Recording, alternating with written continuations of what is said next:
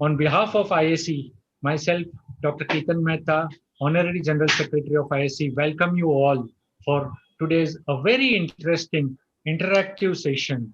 And I'm sure you all are going to take a pulse out of this session. Before we start, I will just tell you a few words about Indian Society of Electrocardiology. The society was established in 1972 with the clear motto of basically training the physicians and the new cardiologists in the field of electrocardiology, ECG, which is an integral part of our clinical practice. Friends, we have been conducting various programs which is aimed as the postgraduates in the field of medicine as well as in the cardiology for so many years. And probably we must have done n number of new programs in this field. During the lockdown period, this new concept of webinar, which we all have adapted to it and has done a great success. And I'm sure most of my colleagues over here, they all have got an additional degree and designation to their original degree as a webinarologist. So we all have become a webinarologist also. Friends, I would request you all physicians, those who have not yet become a member of Indian Society of Electrocardiology, please do become a member. You will see the benefits of it. You can visit our website www.iacindia.org and you can download the form of become a member and can send it to us. Friends, now we will come to today's talk, and today what we have got the interesting session, that is rivaroxaban from evidence to experience. We have seen that after rivaroxaban, which has gone off patent, so many things, we have realized that this NOAC has come so handy and so useful. And we are talking about a cost, which is a major constraint in our country. And now we have got numerous brands which are available, but we really want to see right from evidence going to the experience and where we are placing this molecule in our clinical practice. To continue with this session, we have a fantastic moderator, and who better than Dr. Amit Vora, who can conduct this session for this program of rivaroxaban from evidence to experience. Dr. Amit Vora, he is a well-known electrocardiologist, electrophysiologist, and the expertise in heart failure. He is the partner of Arrhythmia Associate. He has been the ex-professor of Department of Cardiology at KEM Hospital. He has vast experience of RF ablation, intracardiac defibrillators, biventricular pacemaker implantations, and excellent orators. He has been part of multiple investigators at IPI for atrial fibrillation, arrhythmias, and so many other national and international clinical trials. He has been an excellent speaker. And to give you an idea, I had the experience of working with him. I remember when I was an undergraduate student, he was appearing for his postgraduate exam. And when I came to post-graduation, he was appearing for his DM exam. So I had real experience of working with him in the Department of Medicine as well as in cardiology, a fantastic teacher. So with these words, I will hand over to Dr. Amit Vora. But before that, I would just say that today's program has got approval from MMC, from Maharashtra Medical Council with 1 credit point. So all the delegates, those who have enrolled today, please give all your details, including your medical council registration number, your mobile number, and the state with which you have registered, because you will get your entitled from a 1 credit from Maharashtra Medical Council. And I am happy to share Dr. Vijay Joshi, who has joined us as an observer from MMC, from Maharashtra Medical Council. He is there with us. So definitely it's a pleasure for all of us to welcome him also. I would request all the delegates that if you have any queries during the doubt, please start jotting down and you can put it in your query box. All the questions which will be taken at the end by Dr. Amit Vora during the, at the end of the all sessions. So we will have an interesting panel discussion at the end. So with these words, I invite my dear friend, Dr. Amit Vora, to start the proceedings. Thank you. Thank you, Ketan, for those kind words. And I must congratulate you and the Indian Society of Electrocardiology for having thought of getting this scientific seminar. I think it is the need of the hour. Rivaroxaban from evidence to experience. This is a very relevant clinical topic in the current times. Importantly, the faculty which are going to deliberate on this are luminaries in the field of cardiology. Can we move to the next slide? So we have Professor Aditya Kapoor. He is Professor of Cardiology at SGPGI Lucknow, as a very dear friend for almost 3 decades.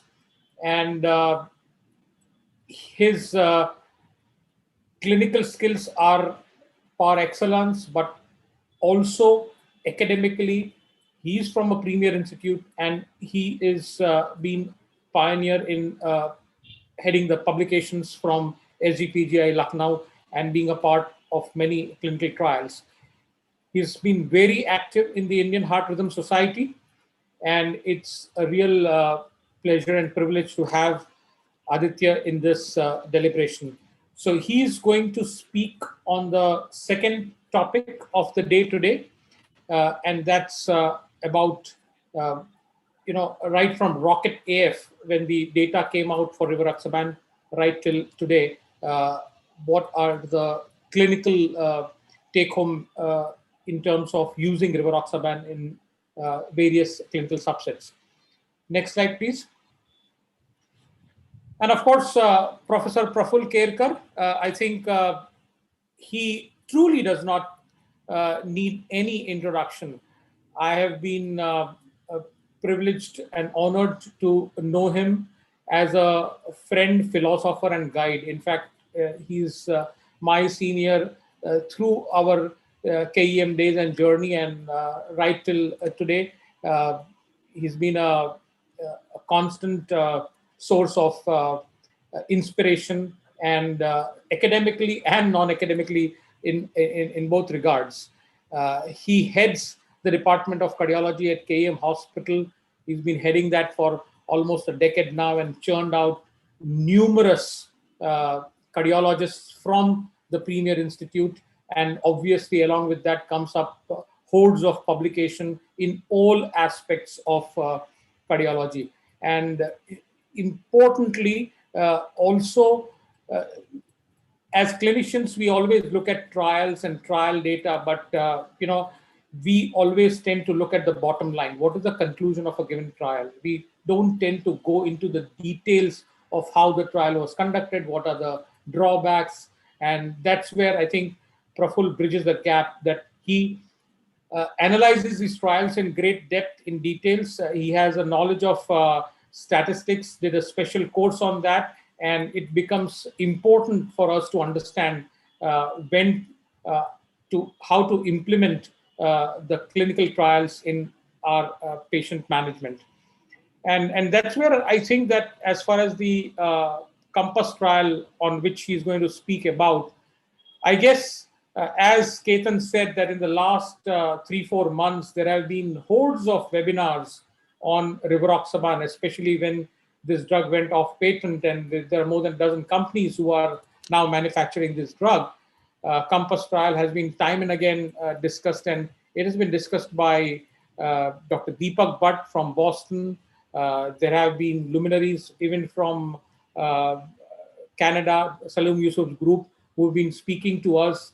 But to be honest, I am looking forward to Praful Kerkar's presentation on the COMPASS trial, because we have to realize that you need an unbiased person to be talking about a trial. When the Western world, especially the Boston group or the Ontario group, speaks about rivaroxaban. Uh, I guess there is an inherent bias because they are the study investigators. We need independent investigators to look at these trial data and present it to us, and that's where I'm looking forward to it. Uh, I'm going to briefly share my screen now, if you would allow me that. So I am going to just talk about the journey of rivaroxaban. It's in fact been made available in India, and we were using it first way back in 2009, 2010, and the indication was basically for our orthopedic colleagues in prevention of deep vein thrombosis and pulmonary embolism as a prophylaxis after hip and knee surgery. This is the drug which was first available even in the Indian market before any other NOAC or DOACs. And we have, in that sense, almost more than a decade experience with this drug. It got Amit, your slides are not visible. There is one slide which I'm sharing. Is that no, it's not visible. So I'm asking for a share. Sorry, I'm extremely sorry.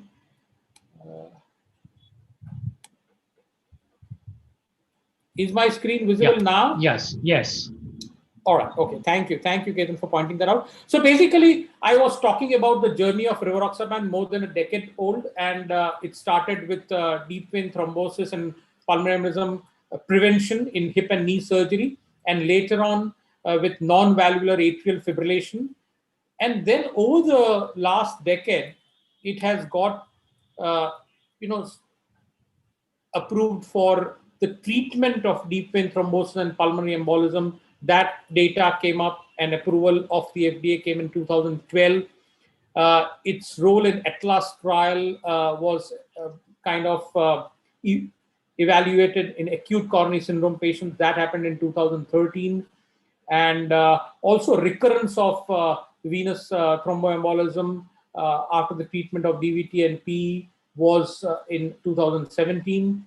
Then came the COMPASS trial in stable coronary artery disease 2018, in peripheral arterial disease in 2018.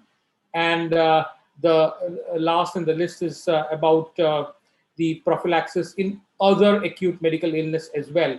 So it has had though this drug primarily or essentially is being widely utilized for non-valvular atrial fibrillation, it has got an expanded role. And we all knew about the DVT and pulmonary embolism prophylaxis and treatment, but in coronary artery disease, in acute coronary syndrome and stable coronary artery disease and peripheral artery disease, these are the kind of newer expanded indications which we are going to deliberate on today. So I think without much ado, I would invite Professor Praful Kerkar to now start sharing his screen and his presentation on the COMPASS trial and its relevance in the Indian setting. Praful, over to you.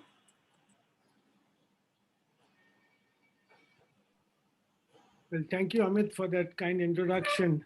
Actually, thanks again for making me a little younger by saying that I'm at the helm of the affairs only for a decade. But I realized today, just today, I gave a thought to it. It's been 2 decades now. And wow. Yeah, it makes me feel very old suddenly. But at the same time, yeah, there is some gray hair, little loss of hair. Again, good old days when Dr. Ketan Mehta was the junior resident, you were the registrar, and I was the lecturer then. Yeah, so hierarchically we were perfect then. Yeah, so but it's a pleasure to be here, and more importantly, it's a pleasure to be associated again with another gentleman here, Dr. Aditya Kapoor, with whom I have been an examiner many a times, and we've had some good times in Lucknow, in the Lucknowi Andaz also. So let me thank Dr. Ketan Mehta for having invited me to give this talk and to put COMPASS in the proper perspective, especially in the Indian scenario. And let me begin, and a big warm welcome to all the delegates here. Good evening to you all. And on a Saturday evening, it's in good time that we will, let me start sharing the screen. It's in good time that we will hopefully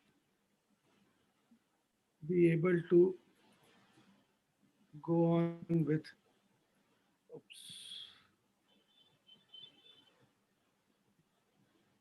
So is my screen visible and am I Yes, yes, it is. loud and clear? And Amit, please feel free to interrupt me, because what always happens is that in this virtual world, the timer, I've got a little green on the top, which is the screen share, which shows 20 minutes already down, the 21 minutes already gone, right?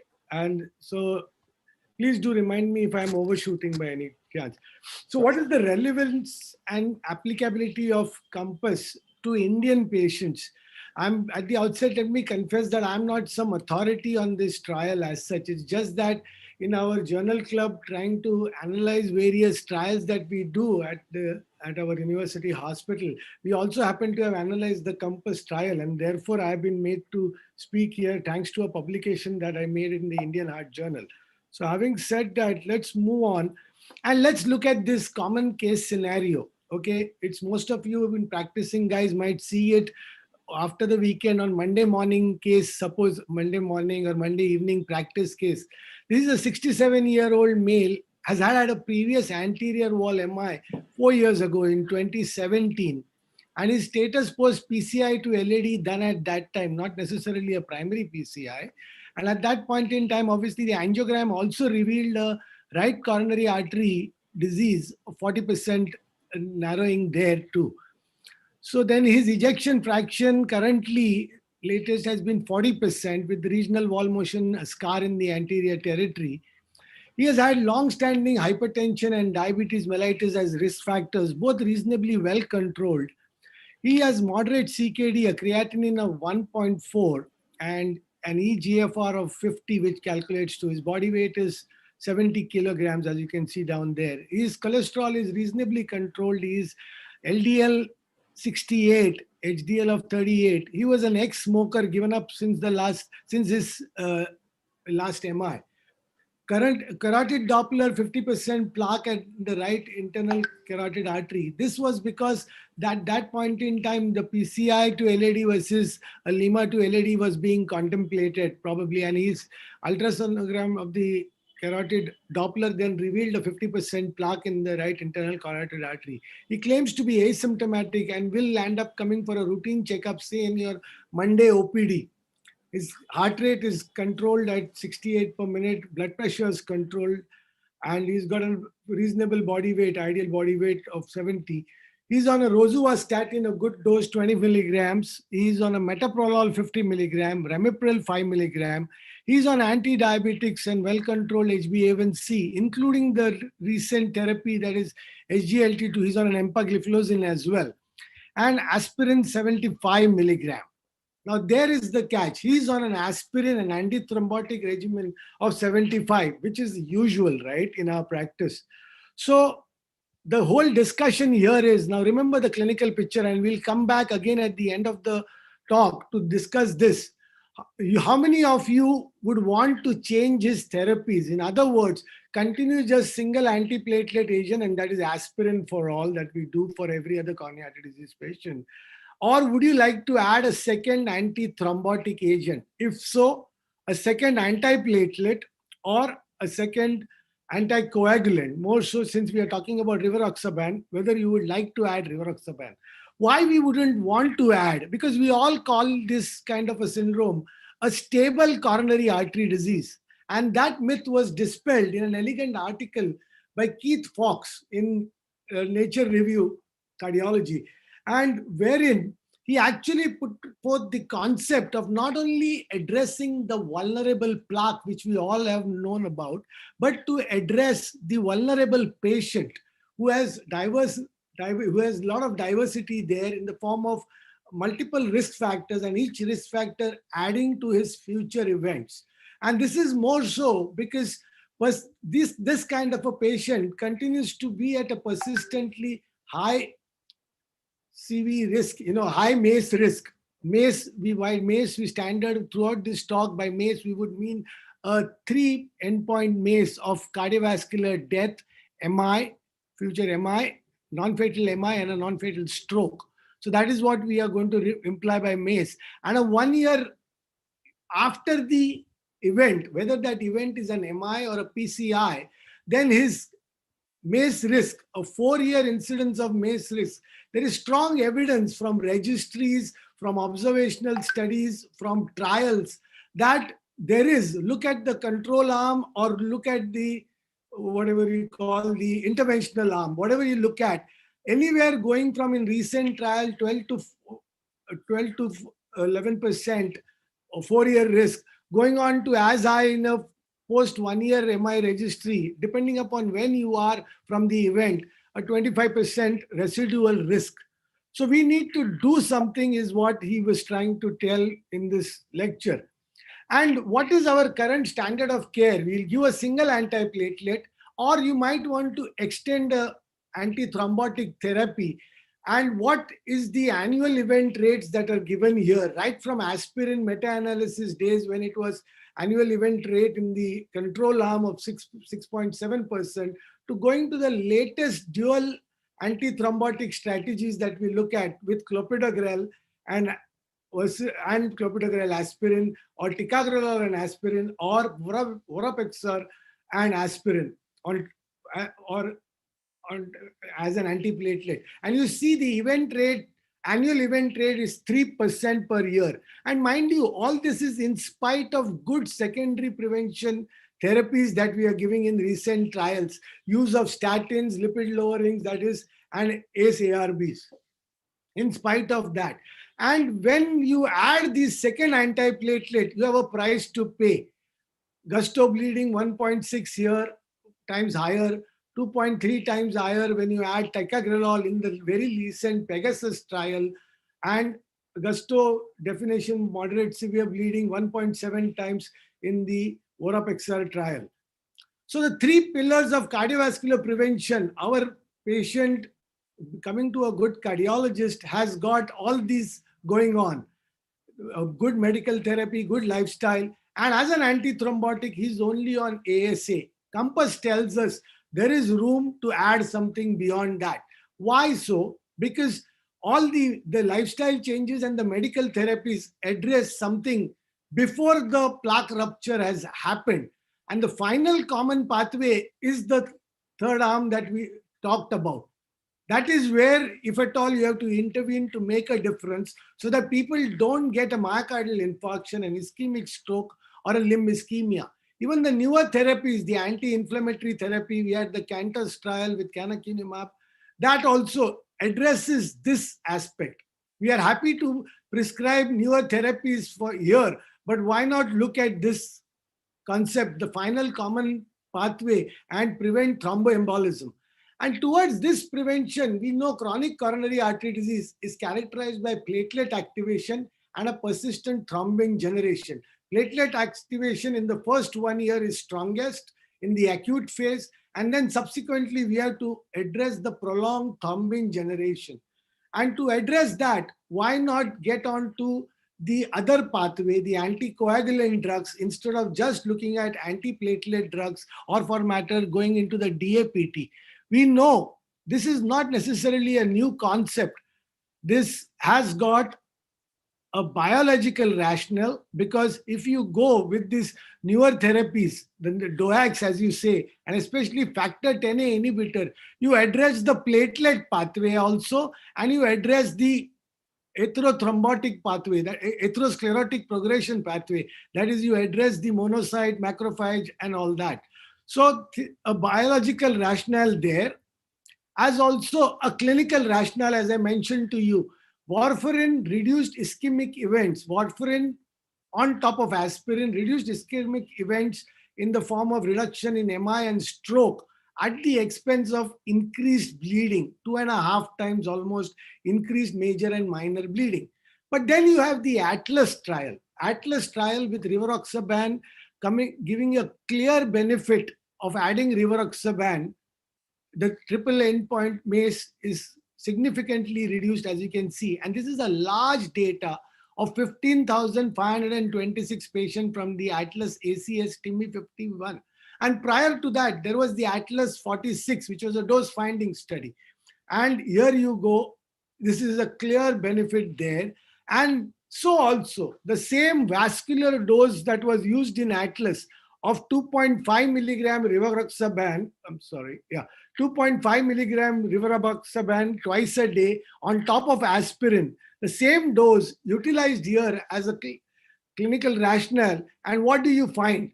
That there is a 24% relative risk reduction in the triple endpoint that we are all looking at in trials, and on the basis of which we want to give secondary prevention therapy to our patients.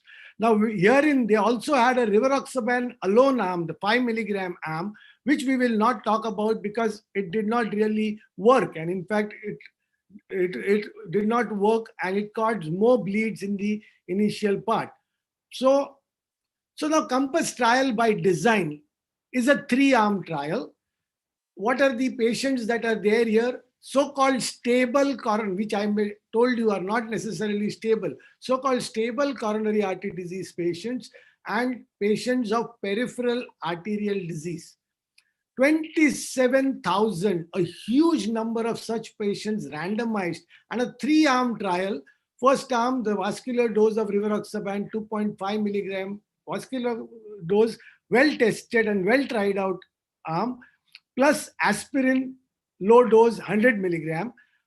In comparator arm being aspirin 100 milligram BID, and the third arm that I told you about, which did not work in this trial, and we will not much talk about it, rivaroxaban alone.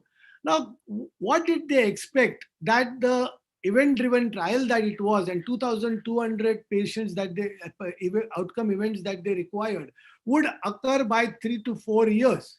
But even before those numbers occurred, the trial had to be halted prematurely because of overwhelming efficacy. 1 year ahead of expectation, the Data Safety Monitoring Board decided to stop the trial.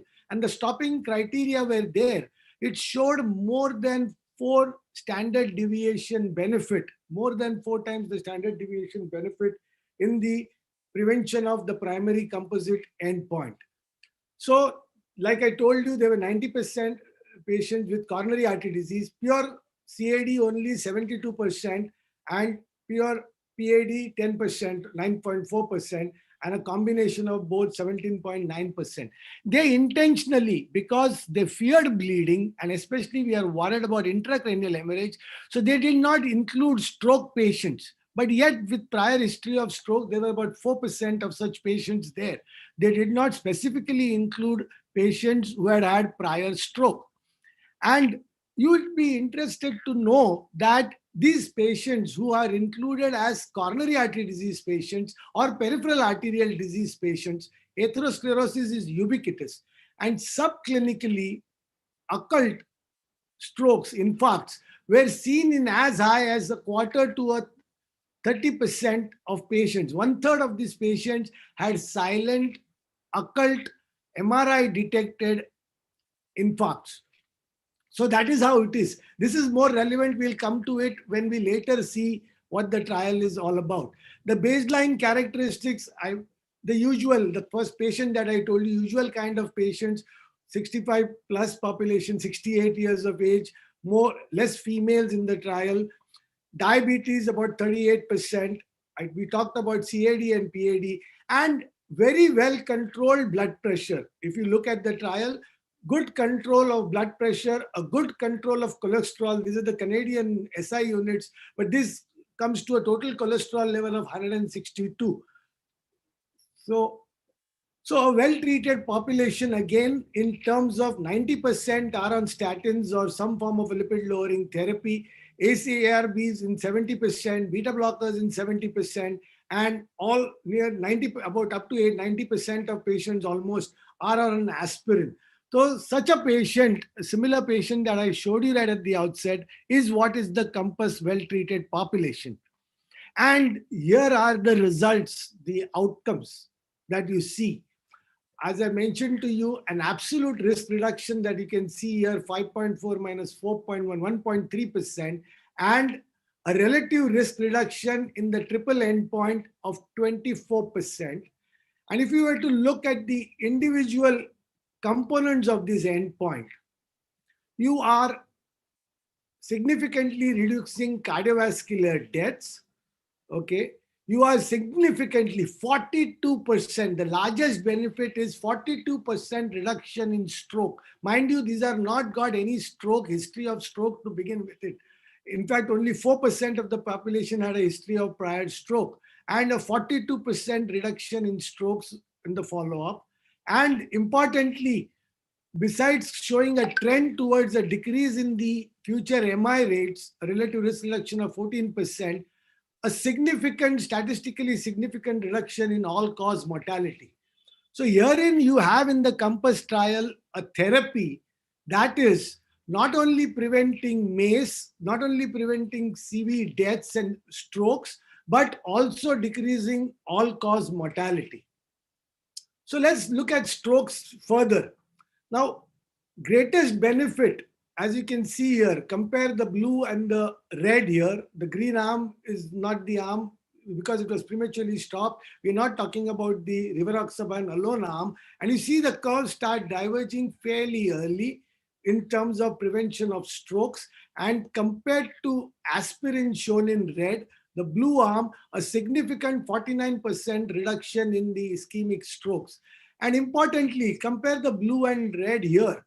Exactly what rivaroxaban has done in the AF prevention trials, less intracranial bleeds, less intracranial hemorrhagic strokes that you can see, or meaning it is equivalent to aspirin, not any increase in the most deadliest of the intracranial hemorrhagic stroke as a outcome. So then let's look at the other part of the trial, the peripheral arterial disease population. The COMPASS PAD, about 7,000 patients that I mentioned to you had peripheral arterial disease plus minus associated coronary artery disease. So within that population also, the triple endpoint at MACE, 28% statistically significant reduction, similar as in the overall COMPASS population, 28% risk reduction, and individual components of the primary endpoint are also reduced, more so statistically significant. We are talking about, again, the stroke reduction. As more importantly, peripheral arterial disease population. Mind you, for peripheral arterial disease, we empirically give dual antiplatelet therapy. We add cilostazol also to these patients. But for these patients, never before such a outcome has been shown where major adverse limb events are down by 46%. Okay. And the most feared of all the problems that we have, major amputations, are down by 70%, hazard ratio of 0.30. So then all this, you might say everything is hunky-dory. We have to, as clinicians, look at, because this patient is doing well, so-called asymptomatic, or maybe class 2 symptoms. We never really stress them to look at them that way. They are happy with the therapies. They come for a CT all, as we call. And for this patient, you have to counsel the patient. There is, of course, a price to pay in the form of major bleeding. Now defined here as modified ISTH bleeding. And this is the conventional ISTH bleeding, and this is the major bleeding as modified. Now, modified bleeding meant that any hospitalization, which is a very stringent definition, any hospitalization for bleeding is also taken as a part of the major bleed. And therefore, the numbers are bound to increase. But you compare this with aspirin, the bleeds, again compare the blue and the red arms. And you see that these arms, for the first 1 year, diverge, which means all the excess bleeds with rivaroxaban happen in the first 1 year. And after that, these two arms are parallel throughout. So there is no excess bleed happening after the first 1 year. And this bleed is happening after the first 1 year. The bleed, now here, this is what we look at, what is called as a net clinical benefit. The bleeds shown in red, both symptomatic bleeding into a critical organ and a fatal bleeding, are shown below the baseline. And what do you see?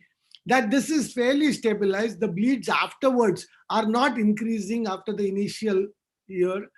And then compared to that, prevention of the events, that is what CV, death, stroke, and MI, that continues to accrue in benefit, as you can see, over the 30-month period of the trial. So we are giving a benefit in terms of preventing thrombotic events and not causing an added bleed over the trial duration. And where is this bleed occurring? Because that's a major worry, isn't it? What I did not show you before is that the fatal bleeding, wherever it occurred, was not any higher in the rivaroxaban 2.5 arm compared plus aspirin arm compared to aspirin, but the majority of the bleeds that you see occur in the gastrointestinal tract. Intracranial bleeds not significantly different. Majority of the bleeds are in the GI tract. And for that, actually, this trial also had a 3/2 factorial design, where in the second phase of the trial, they looked at pantoprazole. Unfortunately, that came like a negative trial. Pantoprazole did not help to reduce the bleeds, although it did reduce the bleeds for people who had gastroduodenal ulcers. But otherwise, it in fact caused little more enteric infections. So GI bleed is the major problem that it is. So bleeding in COMPASS trial occurs predominantly from the GI tract.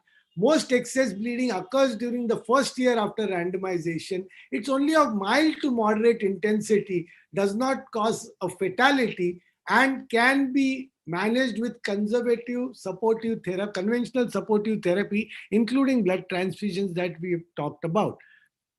So what did I do about this? Now, when you talk about these bleeds and this, how do you really assess this?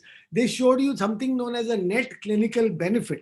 But a simple to understand metric is number needed to treat. So we tried to, in our journal club, along with our clinical pharmacology people, that is Dr. current head, Dr. Nitya Gokte, and Dr. Urmila Thatte, we had a journal club on this COMPASS trial. And what did we try to do? We hypothesized. Here the hypothesis was that we all know, meaning coronary artery disease presents, and the numbers are, we get it somehow thanks to our genetics, whatever it might be, we get it a decade earlier.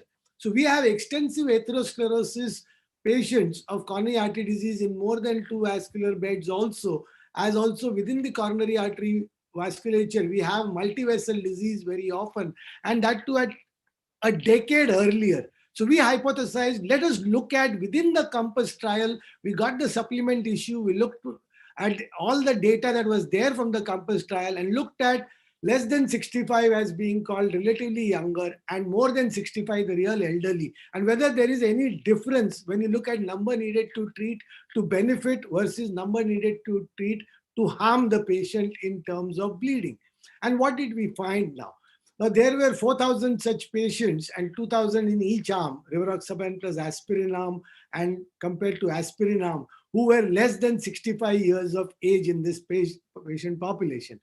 And what did we find? That the NNTB was 48, indicating that number needed 48 patients would need to be treated with rivaroxaban plus aspirin rather than aspirin alone over a next 23-month period to get one benefit, which means to prevent one primary outcome event, that is to prevent one death or MI or stroke.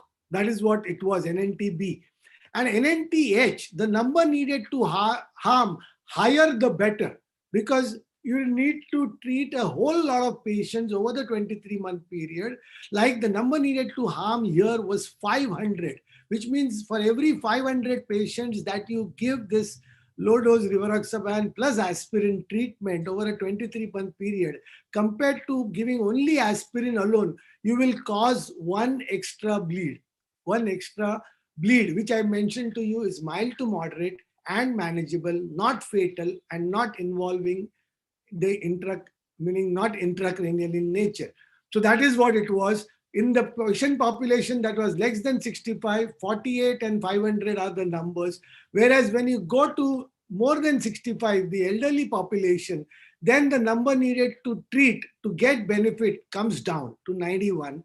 And the number needed to harm, the bleeding increases quite prohibitively. So you might want to think twice whether we would want to use it in the very elderly. So, but then let us put this secondary prevention therapy of Compass regimen in the context of what are the routine therapies available.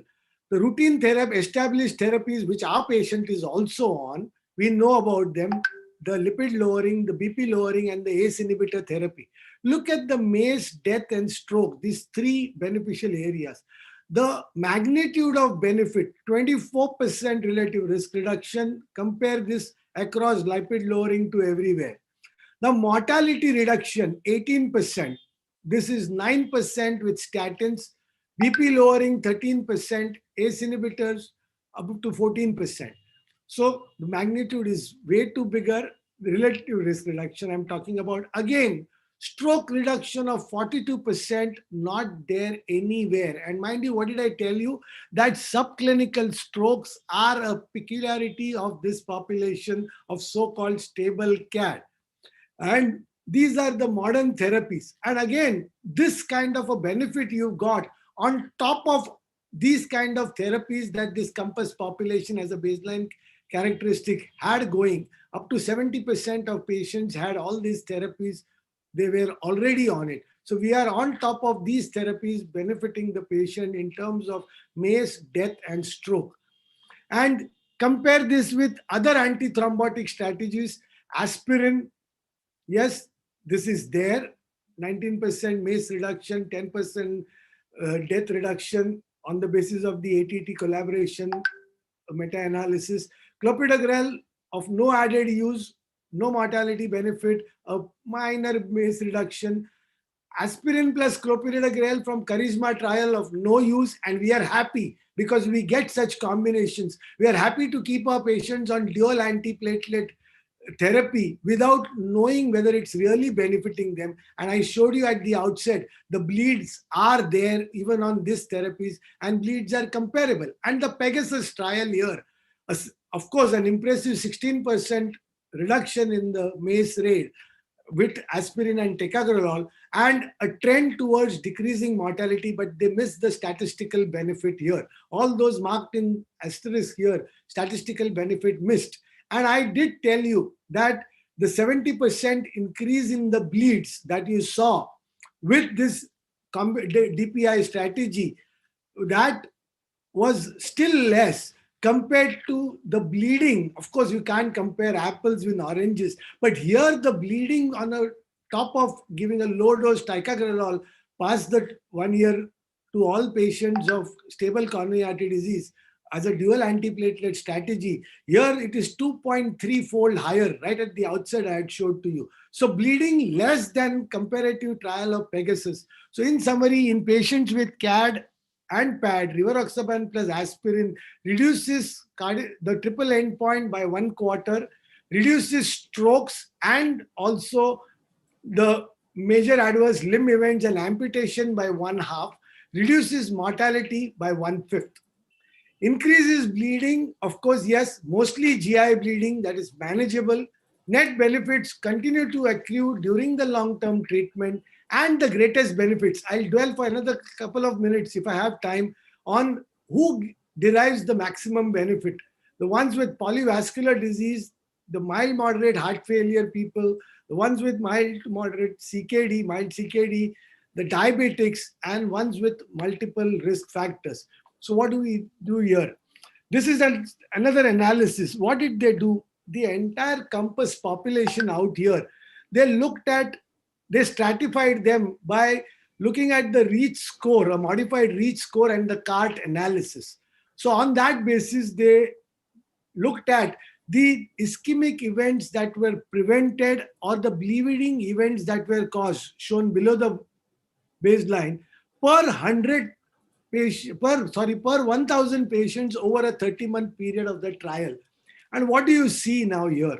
If you look at the entire Compass population by using this REACH score and CART analysis, for every 1,000 patients that you treat, you're going to prevent 23 events of MACE, the triple endpoint that we talked of, plus add to it 2 other limb events, that is acute limb ischemia or amputations prevented.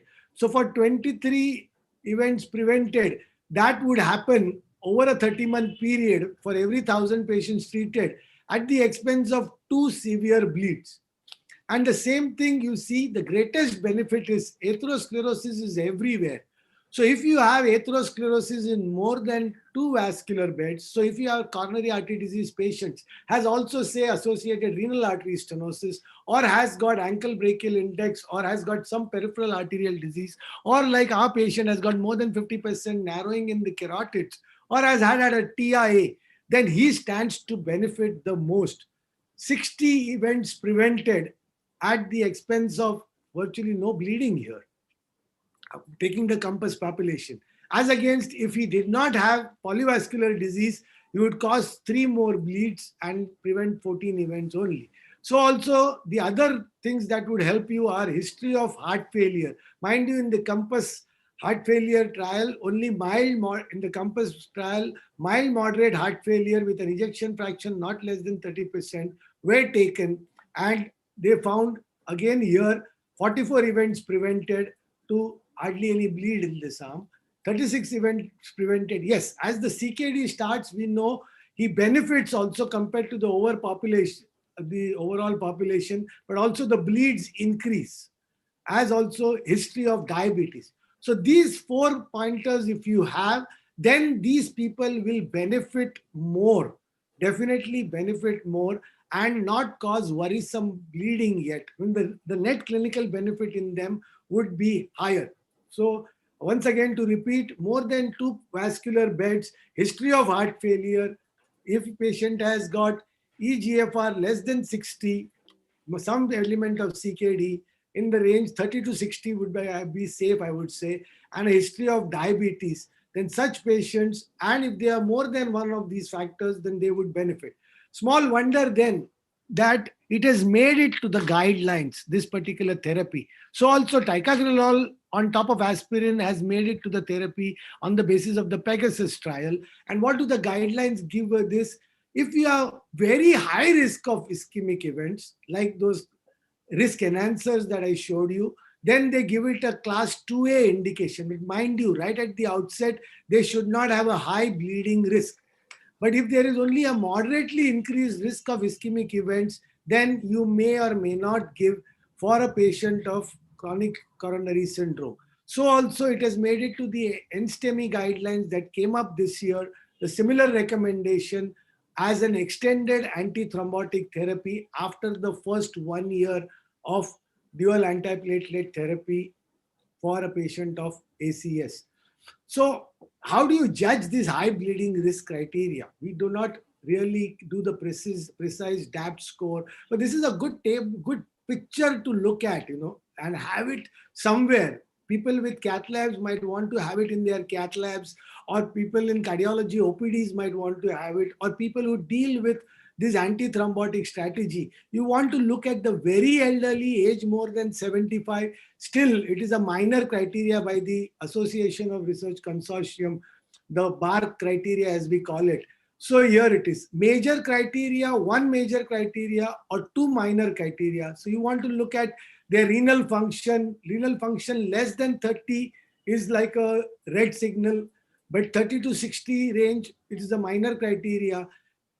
Hepatic dysfunction, bleeding diathesis, most importantly, intracranial hemorrhage. If there is any history of intracranial hemorrhage or neurological problems, you might want to stay away from these patients when you are dealing with this strategy, and the usual other contraindications. Obviously, you'll have to look at the CBC and look for stool local bloods and stuff like that, which if you were doing it on your, this is, mind you, not just for a DPI pathway that I am talking about. Any dual antiplatelet strategy that you are giving to a patient, look at all these, look at this picture and be sure that patient has not got high bleeding risk criteria, and you therefore don't want to give dual antiplatelet therapy. But for somebody with a low bleeding risk criteria, and the best thing is that history, if the patient has bled in the past, then stay away from such a therapy is what I would say.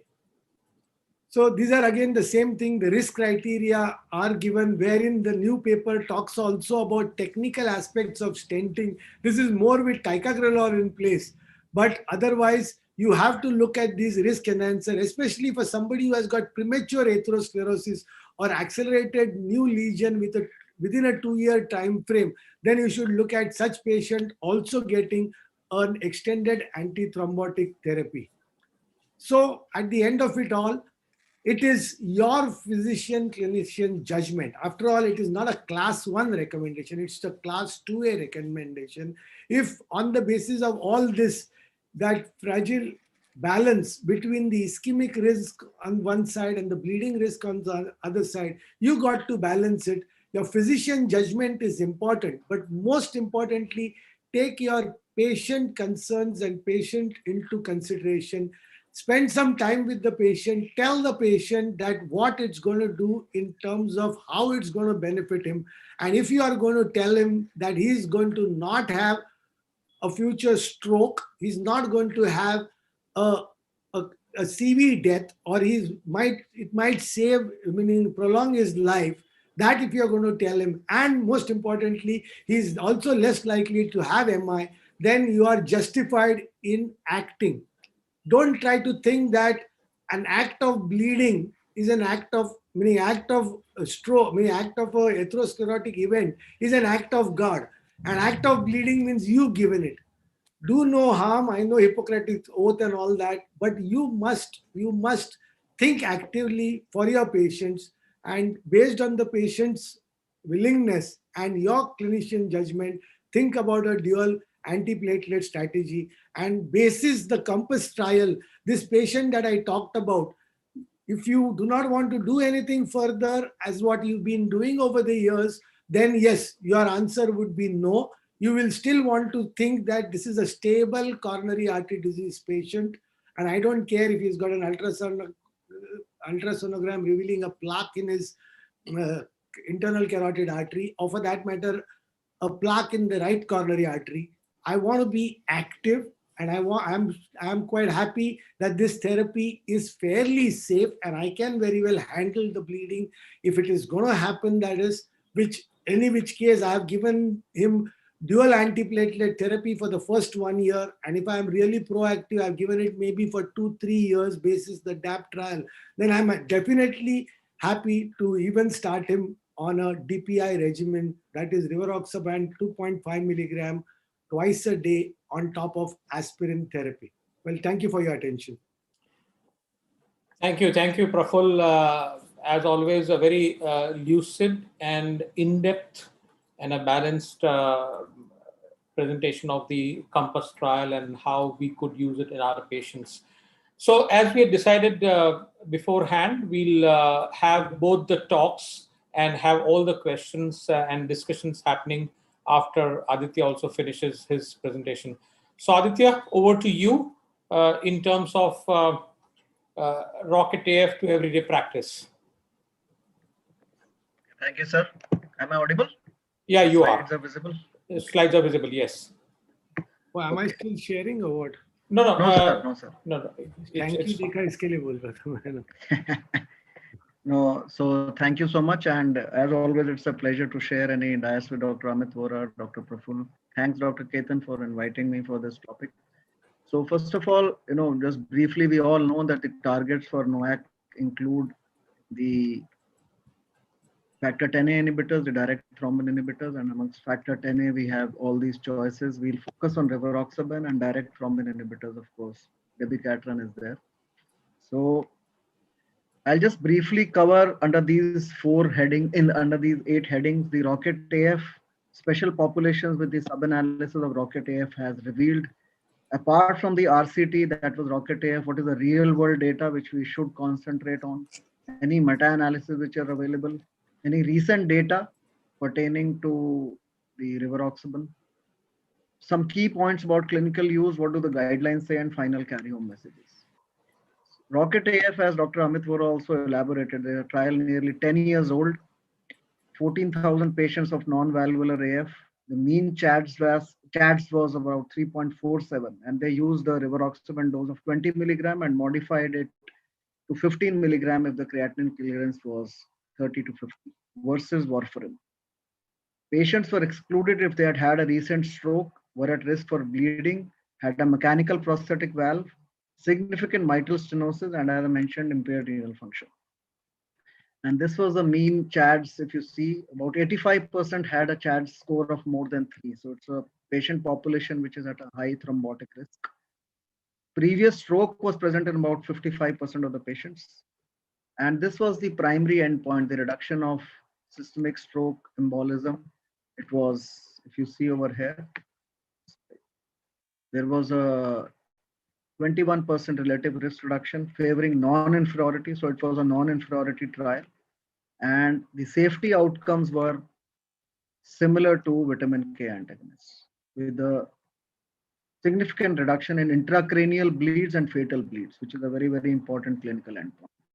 So the Rocket AF then concluded that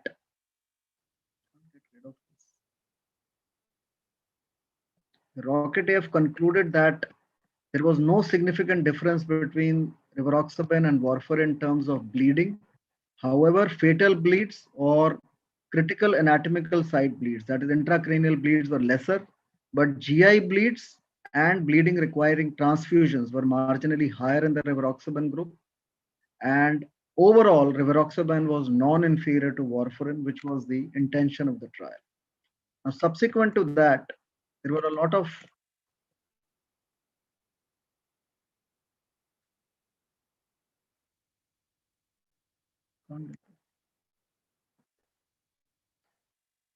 secondary analysis of the Rocket AF in various specialized populations. And these were very important to us because they help us make decisions about using rivaroxaban in these high-risk groups. So I'll mainly concentrate on these 6 high-risk groups, give you just one carry-home message for each. Elderly, heart failure, diabetes, people with prior stroke, renal impairment, and a brief word about ethnicity, because we as physicians want to understand whether rivaroxaban can be used in these high-risk groups as well. So this was one of the first sub-analysis of the Rocket AF amongst elderly people.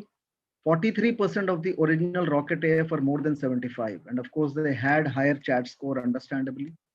And since they were elderly, they had higher rates of stroke, systemic embolism, and higher bleeding events overall.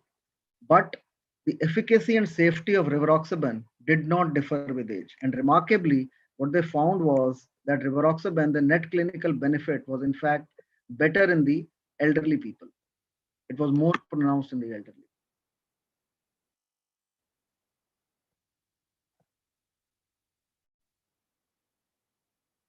Stuck. So by this sub-analysis, we could understand that rivaroxaban was a good option in the high-risk elderly people as well. It is safe to use, provided you monitor the drug well and you choose your patient well. Secondly, in heart failure patients, so this was again a sub-analysis of Rocket, 63% of the patients had heart failure, clinical history of heart failure or ejection fraction less than 40%. So efficacy and safety outcomes were similar in patients with heart failure or without heart failure. In fact, a reduction in hemorrhagic stroke with rivaroxaban was seen in patients with heart failure. And if they analyzed the efficacy of rivaroxaban across the spectrum of heart failure, less than 40%, more than 40%, NYHA class, preserved heart failure or reduced ejection heart failure, or CHAD score. So the efficacy of rivaroxaban was similar across the spectrum of heart failure, again telling us that it was a efficacious and safe alternative even in the patient population of heart failure and atrial fibrillation. Coming to diabetes, about 40% of the patients in the Rocket AF had diabetes. And understandably, when they analyzed, they found that the risk of ischemic outcomes and bleeds were both higher in the AF with diabetes versus AF without diabetes, because diabetes is a higher marker of adverse events. But the relative efficacy for prevention of ischemic events was similar, and the safety outcomes were similar for rivaroxaban, independent of the diabetes. So again, the sub-analysis proved that use of rivaroxaban was a good alternative to warfarin, even in the diabetic patients with atrial fibrillation. Important cohort is people with previous stroke or transient ischemic attack. and about 52% of the Rocket AF had previous stroke or previous TIA. And again, the events, the recurrent events in this patient population was of course higher, which is understandable. But the efficacy of rivaroxaban was similar in those with and without prior stroke or TIA as compared to warfarin. So not only was the efficacy similar, very importantly, there was no difference in safety. It did not produce more intracranial bleeds in patients with previous stroke or TIA. So again, this sub-analysis were very important. It proved and showed that rivaroxaban was not only a good alternative for preventing initial strokes in non-valvular AF, it was also a good option for preventing recurrent stroke in people with prior history of stroke or TIA, and also had lower rates of intracranial and fatal bleed in this high risk group. Moderate renal impairment, again, it's a important cohort of patients who comes in our clinical practice, and we as physicians want to understand whether rivaroxaban can be given. So about 20% of the patient in Rocket AF had creatinine clearance of 30 to 50. In them, they gave the dose of 15 milligram.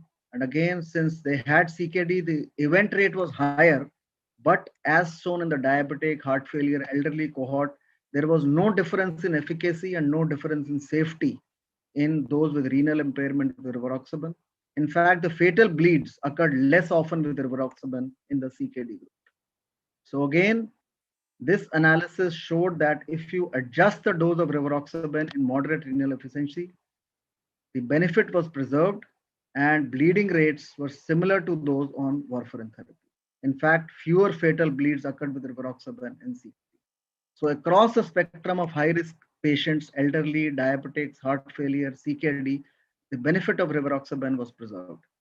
This was another important cohort, the ethnicity, because Asians, we all know there is a difference in body weight as compared to the Western people, difference in body mass index. There is data to show that there is a higher chance of stroke, especially hemorrhagic strokes in Asians. There is increased sensitivity to warfarin. Hence, anticoagulants are not only underprescribed, but they're often underdosed in Asians. So the Rocket AF people sub-analyze the cohort with Asian patients in their subgroup, in their group. So only about 6.5% were from Asia, primarily Chinese.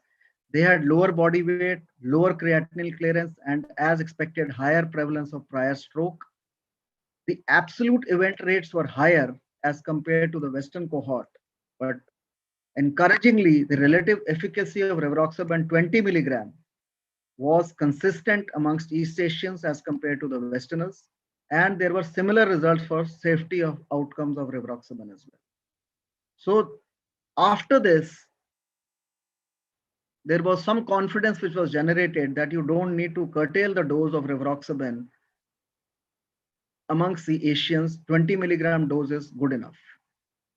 But subsequent to that, the J-Rocket AF study, which was a Japanese study, they used a scaled down dose of 15 milligram in the Japanese cohort and found that expectedly rivaroxaban was non-inferior to vitamin K antagonists, and there was a trend toward reduction in systemic embolism. So this generated some thought that whether you need to scale down the dose of rivaroxaban amongst Asians related to their body weight, related to their higher risk.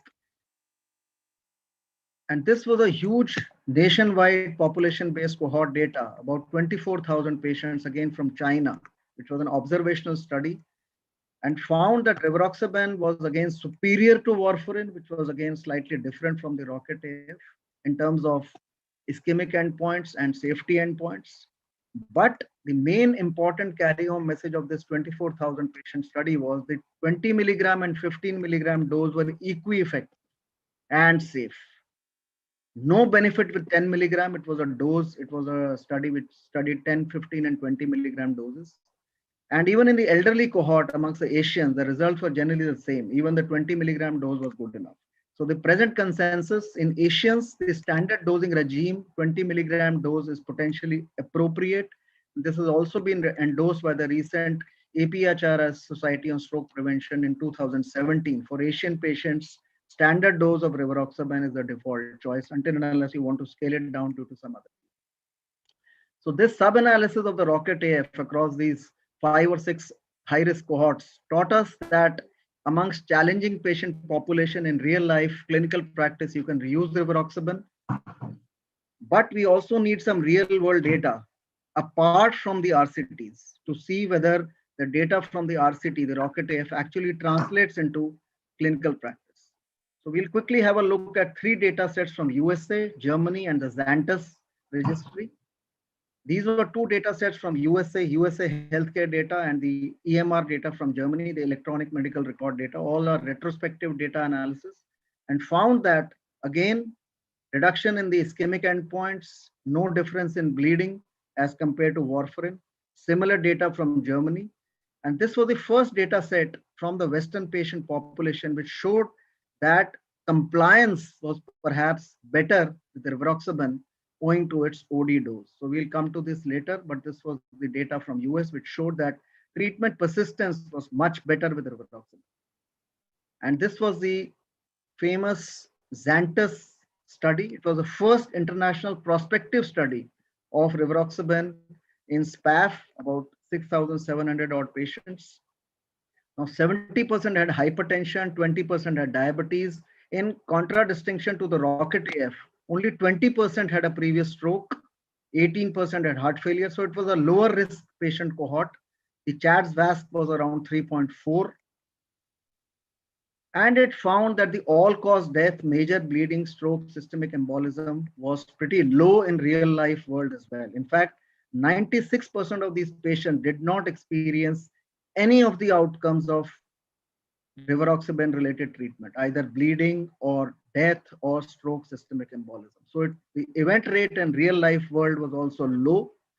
And if you look at this, the incident rates of events per 100 patients years: stroke 0.7, major bleed 2.1, GI bleeds 0.9. And if you compare this with the original ROCKET, this was 1.7, 3.6, and 2. So in real life, the event rate was pretty low. Persistence was again noted that persistence with rivaroxaban was nearly 80%, which is quite impressive. Interestingly, Xantus also reported that the outcomes of major bleed, all-cause death, and ischemic events had a numerically higher incidence with the 15 milligram as compared to the 20 milligram dose. And Xantus, which, as I mentioned, was the first international prospective study, concluded that the rates of bleeding and stroke with rivaroxaban were low in routine clinical practice, and the data of the RCT could be extended into clinical practice as well. So there was a favorable effect of rivaroxaban in non-valvular AF, even in a real life setting. Quickly coming to, as Dr. Praful also said, we should also be familiar with what is the meta-analysis of all these RCTs and other data. So this was the meta-analysis of the original RCTs of NOACs in stroke prevention and atrial fibrillation. One of the meta-analysis which showed that data of the RELY, Aristotle, and ROCKET-AF, when put together, stroke and systemic embolism were favorably affected by the use of NOAC, and major bleeds were also favorably reduced by NOACs. However, apart from the RCTs, as I mentioned, it is also important to examine the real world evidence, because that extends the use of these drugs into more diverse patient populations. So we'll just not bore you with too much data. This is recent data in the last 2 years of the use of this drug in real life situations in more diverse patient population as compared to the original RCT. This is published in 2018, a review and meta-analysis of observational studies, primarily retrospective studies. And just concentrate on this, the stroke, systemic embolism here, and major bleed here. Rivaroxaban versus dabigatran, no difference in the ischemic endpoints. However, rivaroxaban showed a higher bleeding as compared to dabigatran. When they compared rivaroxaban with apixaban, again, no difference in the ischemic endpoints, but a higher bleeding event rate with rivaroxaban as compared to apixaban. So this again reinforced what has been reported previously also. I'll just, this is one of the studies, one of the major studies, which shared that though there was no difference in the risk of ischemic endpoints amongst the 3 NOACs, but the major bleeding events with rivaroxaban were a shade higher than dabigatran and apixaban. So this we should be aware of when we start using this in clinical practice. And this is the latest data from European Heart Journal 2020, the Norwegian patient registry. Huge patient numbers, nearly 65,000, dabigatran, rivaroxaban, apixaban, warfarin. Again, I'll summarize the data so it's simpler to digest. Apixaban versus dabigatran. Stroke, systemic embolism, no difference. Major bleeding, no difference amongst apixaban and dabigatran. Rivaroxaban versus dabigatran, no difference in ischemic endpoints, but higher bleeding with rivaroxaban. Rivaroxaban versus apixaban, no difference in the ischemic endpoints, but higher bleeding events with rivaroxaban. So again, it replicated what the previous analysis also showed, that although there was no difference in the ischemic endpoints between the three NOACs, the bleeding events were slightly higher with rivaroxaban as compared to dabigatran and apixaban. So we'll discuss this shortly in the next few minutes before I sum up. So quickly coming to the latter half, additional data, some key clinical points, what do the guidelines say, and final messages. So this is some recent data which is available. So I just thought we should be aware of this as well. This is from the Sloan Kettering Memorial Cancer Center. Safety and efficacy of rivaroxaban treatment for non-valvular AF in patients with active cancer. What they found was that the safety and efficacy outcome were comparable to the ROCKET AF. So again, one can think about extending the use of rivaroxaban in these patients as well, because intuitively we think these patients could be sicker, but they tolerate it well. And lastly, the newer data set, the RIVER study, which has come recently, rivaroxaban versus warfarin in patients with atrial fibrillation and a bioprosthetic mitral valve. The composite of ischemic endpoints and safety was, that is major bleeding at 12 months. It met the criteria for non-inferiority. So this trial, which is the most recent one, showed that rivaroxaban was non-inferior to warfarin, even in these patients of bioprosthetic, because bioprosthetic mitral valves only. So this data cannot be extrapolated to bioprosthetic aortic valves. So this is some recent data. Quickly coming to clinical use. So again, I'll just cover these 6 points: compliance, some issues about renal, hepatic, metabolism, lab testing, switching, bleeding issues, and how do you prospectively identify which patient in a clinical practice would be a good candidate for NOAC. So briefly, as I mentioned, it has a once daily dosing regime, so that improves the adherence and compliance, which has been shown. Less frequency of intake is the preferred option for atrial fibrillation patients who sometimes take multiple drugs. Renal, of course, we know that 15 milligram is the renal dose modification. Importantly, once we start this, we should always measure a baseline RFT, check it 6 months to annually, or even more frequently when deterioration occurs, like any infection, dehydration, surgery, sepsis, etc. So that is an important message to remember. Avoid in moderately or severely impaired liver disease. If the patient is unable to swallow, say for a previous stroke, etc., you should crush and administer the drug, followed by feeding. And if a nasogastric tube is in situ, crush and dissolve in 50 ml of water, followed by feeding. So this is an important thing to remember. If a dose is missed, it should be taken immediately, but do not double the dose in the same day just to make up for the missed dose. So this is important message to be given to the patients. Lab assays, INR and APTT cannot, of course, be used for rivaroxaban. Remember that anti-factor 10 assay are mentioned in literature, but there is no data on the threshold value. Remember that whenever you use these assays for peak plasma levels, sample 2 to 4 hours after the dosing, and for trough levels, which is the sign for drug accumulation, sample it prior to the next dose or 24 hours after dosing. But by and large, it's a clinical judgment. We don't need to monitor it. If anti-factor 10A assays are not available, PT can be done using a rivaroxaban sensitive agent. So these are commercial PT kits which are available, which gives the results in seconds, not in INR. But by and large, as I mentioned, no routine lab monitoring is done. And for these PT assays, normal value indicates that a clinically relevant residual anticoagulant effect of rivaroxaban is unlikely. So this you should remember, that routinely INR and APTT should not be used. Pre-procedure guidance for most routine procedures. Patients might ask for dental procedures, cataract, glaucoma, endoscopy. 12 to 24 hours after last dose you can do. Minor bleeding risk like angiography, pacemaker, ICD implants from a cardiology perspective, stop it 24 hours before to be safe. And procedures with a major bleeding risk like a laparotomy or some other surgery, stop it 48 hours before.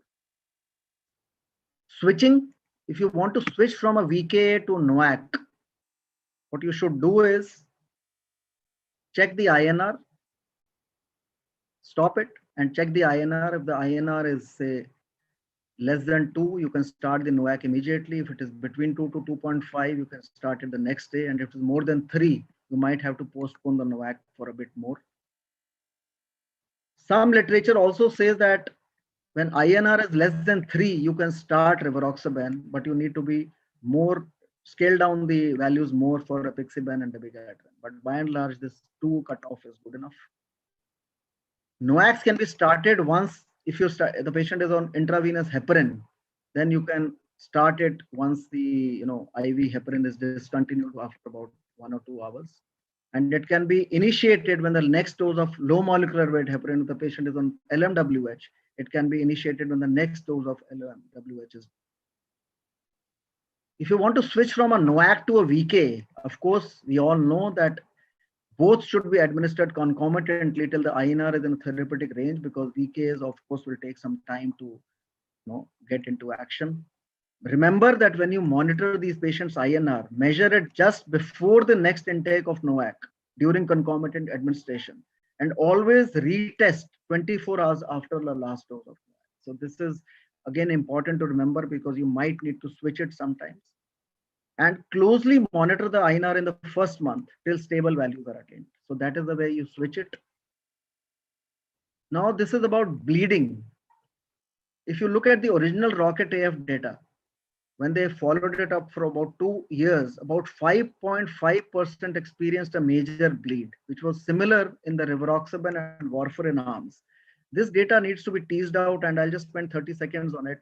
They found that most patients only bled once. The GI bleeding rate was higher in patients on rivaroxaban, which we all know now. However, the outcomes after major bleeding were similar. That is, most patients could be managed using supportive approach only. Transfusion of coagulation factors was rare. So despite concerns about a lack of reversibility for these factor 10 inhibitors, outcomes following a major bleed are similar. I think Dr. Praful also mentioned in the COMPASS that even though bleedings can happen, the outcomes after most of these bleeds are not bad. And this is again some recent data about bleedings. 2.3 million patients analyzed a review of observational studies, and they concluded that what I have been saying till now, that there was a trend towards higher bleeding with apixaban and dabigatran. So what does this translate into? Although clinicians should advise that there are higher GI bleeding events on rivaroxaban, the absolute fatality rate with these events is very, very low. And if the patient warrants rivaroxaban, this should not deter you from starting it if it is clinically indicated. If the patient actually bleeds, most cases, local site compression is good enough. Always take a history of the last NOAC, when was it taken.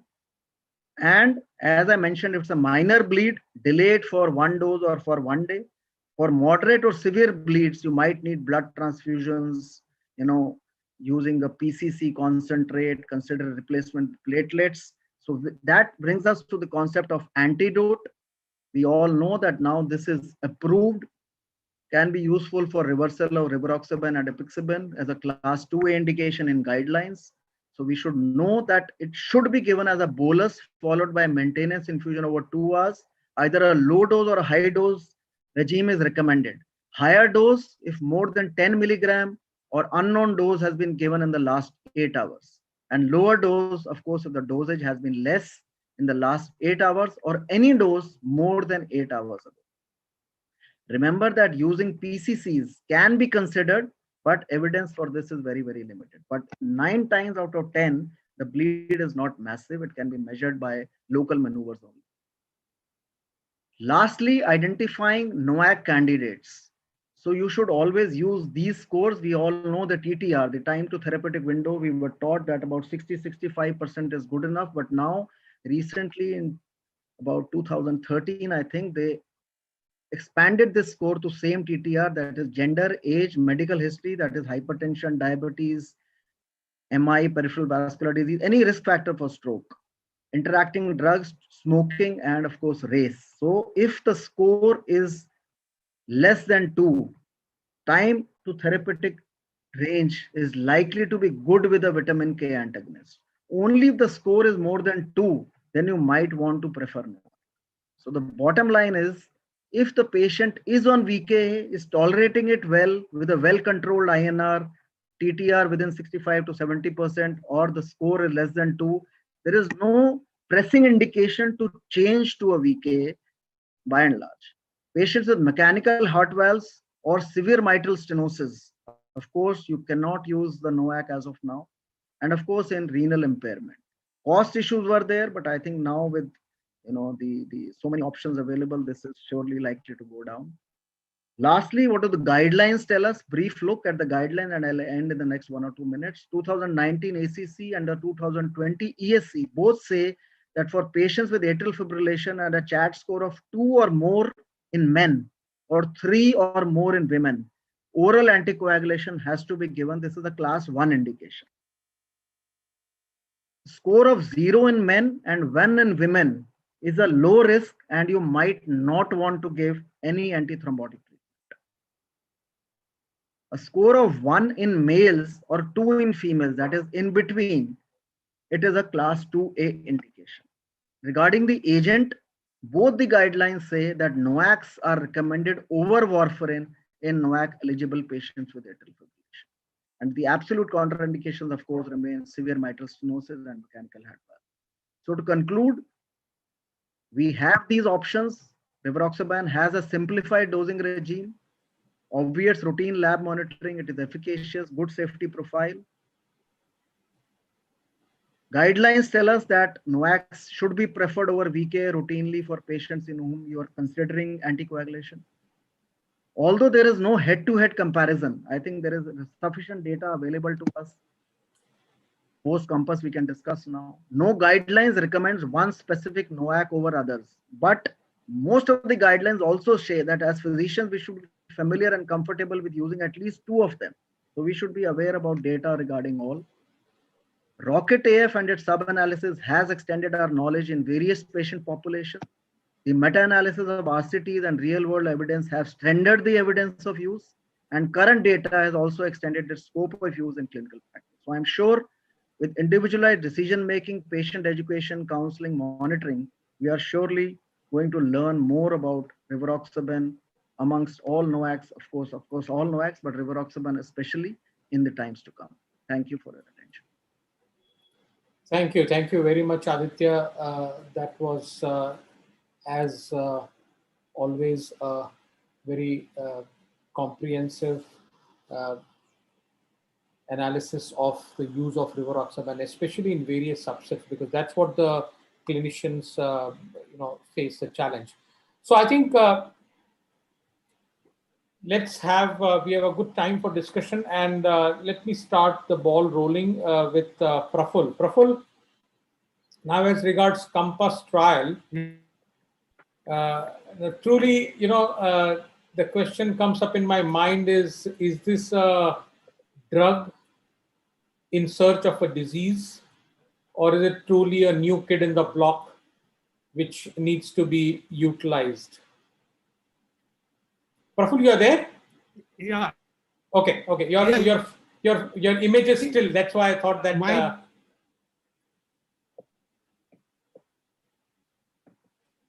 You can hear us, right, Praful?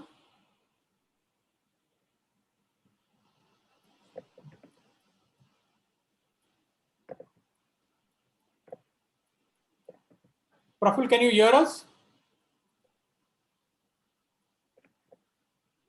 Video, I guess, here, because the stop connection being. You can hear me? Yeah. Okay. Yeah. So now we can hear you. Can you hear? Yeah, we can hear you now. So Sorry, you were saying about no. So the you can question switch on was what? so I'm yet to go with the question, but I thought that I couldn't. Is it a looking for an indication or something like that you asked, right? Yeah. So basically, what I was saying is that correct drug in search of a disease or truly a new kid in the block. And the reason I'm saying this is that I have certain kind of points. One is that if you look at the COMPASS trial, it had 3 arms, and one of the arms had rivaroxaban 5 milligram BID also as a dose. Now, that arm did not have a MACE reduction also. So not only it had a higher bleeding, but it did not have a MACE reduction. And that's where, to me, it is a little surprising that 2.5 milligram has a MACE reduction. It has a higher bleeding, but 5 milligram has no MACE reduction. And it puts a question in my mind that is there something more fishy here? That's number one point. Second thing is that, this is a trial, COMPASS trial came up in 2017. The approval for the use of this drug came in 2018. It's over 3 years now. And now we've been talking more about the COMPASS trial, and especially so in the Indian context when there are, after the drug having gone off patent, we have so many companies who are promoting rivaroxaban through this COMPASS trial. And that's where the question comes up that the uptake of 2.5 milligram BID in stable CAD or PAD in the Western world is not so much as the noise is being created in the Indian context, just because it has now become more cheap and more readily available. So is this truly a cost-effective therapy, or again, the Western world is being more cautious for any particular reason? The third point I had was that if you look at the Atlas trial in ACS, again, you had the MACE events slightly lower, but the bleeding events were more. And eventually, if you see in clinical practice in the ACS group, we don't use rivaroxaban. So the bottom line to me, and as you also rightly put it, when we individualize in a patient whether to give or not to give, is a balance between the ischemic risk and the bleeding risk. So that seems to be the key in choosing that 2.5 milligram BID dose, because dual pathway inhibition, it has a biological sense, and the COMPASS trial with its various sub-analysis also has clearly shown it has significant benefit. But yes, I think the balance is between the ischemic risk and the bleeding risk. And that's where I want to say that unfortunately, that's what we see in non-valvular atrial fibrillation also. As the ischemic risk goes higher, the bleeding risk also goes higher. As the CHA2DS2-VASc score is higher, the Hasbled score is higher. And I think it's more or less similar even in this coronary artery disease patient subgroups, where on one hand, we think that those who have peripheral artery disease, those who have compromised renal function, those who are diabetics, along with coronary artery disease, those who are elderly, all these are a high risk for ischemic event. But these also comprise a high risk for bleeding event. And that's where the challenge lies. So I think you put in a fantastic case of this gentleman where, a dual pathway inhibition is really on the cards. But again, if I remember correctly, you said that this was a 67-year-old gentleman, and your own analysis of number needed to treat had a cutoff of 65 years of age. So I don't think 67 is too far off, but nonetheless, what I'm trying to say is that younger patients with a higher ischemic risk and lower bleeding risk seem to be the correct population for use of dual pathway inhibition. Your comments? Let me start off by telling you that let us not put it as one trial. Today, there is evidence for this particular vascular dose that they talk about. There is evidence from Atlas, both the atlases. There is a meta-analysis of both the atlases. Then there is a Voyager PAD trial, as also there is the Commander heart failure trial. So altogether, if you club the patient population in trial scenario, again, there are about 50,000 patients out there where this vascular dose has been used, and there is not much to really worry about that we can't give it. Number one is that just like it is not yet a class 1 indication to give us extended antithrombotic therapy, the most important is that if we make a difference to the outcomes of all our chronic atherosclerotic vascular disease, whether it be in the periphery or in the heart or in the brain, wherever it is, if you have to make a bigger difference than just giving aspirin to their outcomes, because this is all going to happen few years down the line. We are not talking about clear cut somebody who has got a recurrent event going on, you will address him and you will address only when that is happening.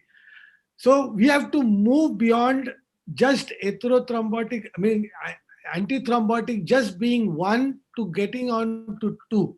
Firstly, whether we want to do that or we don't want to do that. If we want to do that, then a better way of doing it would be to target the other pathway also, provided you are away from the index event. What has happened is that as cardiologists, we have all grown up with the second antiplatelet. We never grew up with warfarin because warfarin gave you that bad bleeding. So we never really, and it was so difficult to monitor. Now, NOACs overall, going from your SPAF experience, the tendency to bleed, especially cause fatal bleeding and get intracranial hemorrhage, is low, and therefore they have come in. Now, as far as rivaroxaban is concerned, the other companies also tried it.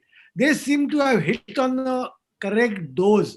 This dose of 2.5 BID, besides the dose finding studies that happened, then they hit on something, and somehow the 5 milligram dose business got prematurely halted. Okay, 5 milligram alone dose. We don't yet know what is the correct dose to go about. But this particular dose added to a low dose aspirin does good in terms of event reduction, that there is no question. And that event reduction, the magnitude is huge. Now, why it is not making so much noise, ARNI also took 5 years to come. The Western world never grabbed ARNI, a molecule like ARNI. So it is quite possible it will get grabbed on later. That is one thing.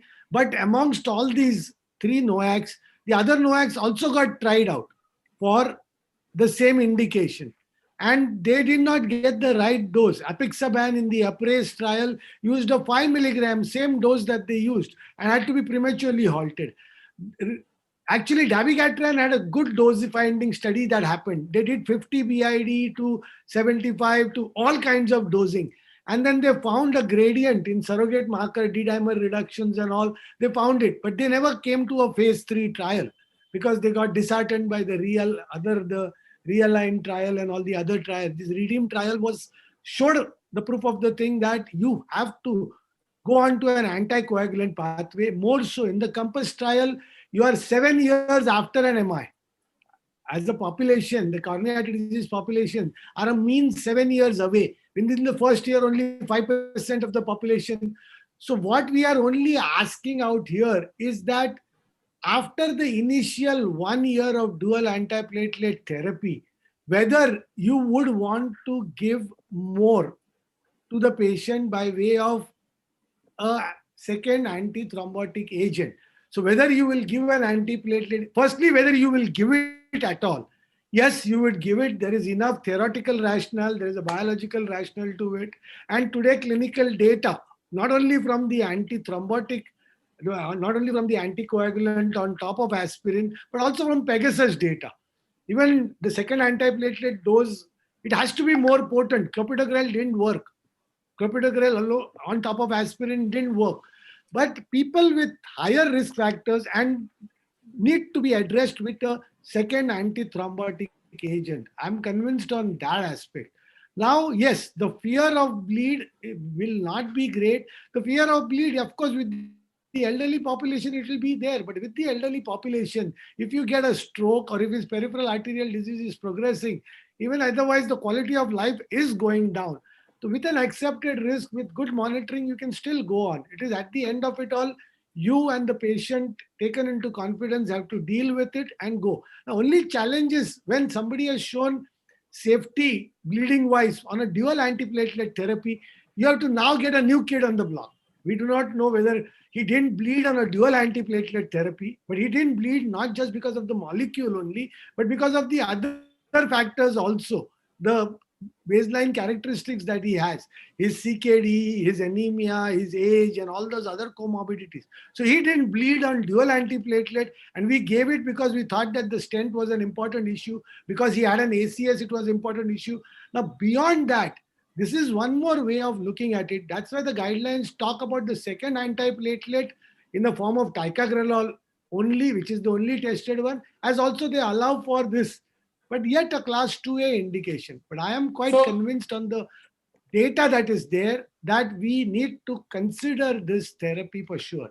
Now, cost effectiveness is one aspect, which is still, it is not. And again, the benefits that you're going to reap are down the line. It's not immediate symptom relief. It's a preventive therapy after all, isn't it? Absolutely. So, Praful, let me ask you, as an academician, do you think with ticagrelor as a second antiplatelet also being potentially one of the choices, do you think there is a need for a trial comparing rivaroxaban and aspirin on one arm and the other arm being dual antiplatelets? Yeah, the biggest challenge is what? That the numbers that would be needed to show a difference between these two would mean that the trial will have to go on for a very, very long period of time. And to get that kind of power, it would never ever happen. So we'll always land up comparing apples and oranges, and we will. But we therefore have to dissect the baseline characteristics. In the Pegasus trial, the mean period after the MI or the event has been, or the stenting event is 2 years. Means you are closer to the index event. The further you are away from the index event, the chances of atherosclerosis coming up elsewhere and manifesting clinically will go up. So that is quite interesting, isn't it? That if you do an MRIs on these people, they're elderly, you do MRIs on this patient, and we do come across for any giddiness nowadays, there is a brain imaging done. And you do get those old infarcts in these patients. They do report. We don't care much about it, but they do report. The fact remains that the event, and with the history of prior prior stroke, the benefits in terms of the second stroke prevention is way too larger. Some of that stroke prevention and anticoagulation comes in very strong with this rivaroxaban small dose. Yeah, I guess probably so. But Aditya showed us some Even in the data Commander saying heart that failure trial, the same no. thromboembolic, both strokes and MIs are to the left. Yeah, Mortality benefit they missed because of the thing. Heart failure mortality is not related to a thromboembolic event. Let's face it. It's more arrhythmic and pump failure. Yeah, correct. So I guess on one hand we say that when 10 milligram rivaroxaban was used for non-valvular atrial fibrillation, it does not help to reduce stroke. So I guess we are comparing it 15 and 20 milligram dose. That's why it's not happening. But 2.5 and 5 milligram may also be a role. Praful, interestingly, we have a good question from Dr. Shekhar Ambadekar, and he's asking you this question that how long do we continue this vascular dose? Is it forever, lifelong? It is going to be a lifelong therapy. And let's face it, Dr. Ambadekar is very practical.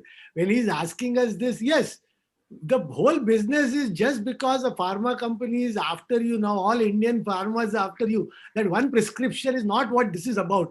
This is like a statin you're giving, or for that matter, a cheaper version today. You want to do a secondary prevention at the upstream level, at the plaque rupture level, or what. You might want to think in terms of an anti-inflammatory molecule, like you might want to think in terms of colchicine. Yeah? The fact remains that we want to reduce events. And this is again a lifelong therapy, just like aspirin is going to go on lifelong. Yeah, I think what is important is Again, that, about the other dose, sorry to interrupt you, but the other dose, they prematurely halted it. If you start looking at those graphs, the first, in terms of the efficacy graphs, the MACE graph, if you start looking at the first year, it doesn't separate out. And then it starts separating out and it becomes almost as good as this one over the 30-month period of the trial.